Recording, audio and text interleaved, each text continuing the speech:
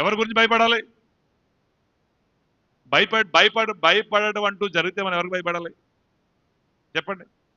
అందరూ చెప్పండి. కొంతమంది చెబుతున్నారు. ఇంకెవరికైనా భయపడుతున్నారండి మీరు? నువ్వు దేవుడికి భయపడితే అందరిని ప్రేమిస్తావు, అందరికి సన్మానం చేస్తావు, అధికారులను ప్రేమిస్తావు, అధికారుల నాయకులు ప్రేమిస్తావు, వాళ్ళు మేలు కోరుకుంటూ వారి కొరకు ప్రార్థన చేస్తారు. హల్లెలూయా.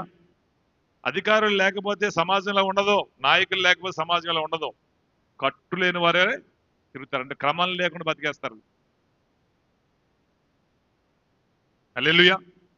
కనుక దయచేసి ఈ విషయాన్ని మీరు గమనించండి బిడ్డ. అపవాదికి చోటు ఇవ్వద్దు. కనుక మాట అదుపులో పెట్టుకో, ప్రవర్తన కనిపెట్టి చూసుకో, చూచే చూపు కూడా జాగ్రత్తగా చూడటం నేర్చుకో. ఎవరి మీద ద్వేషం, కోపం, అసూయ, మత్సరం నీలో ఉండకూడదు. హల్లెలూయా. 2వ రాజుల గ్రంథంలో చూడండి, ఇక్కడ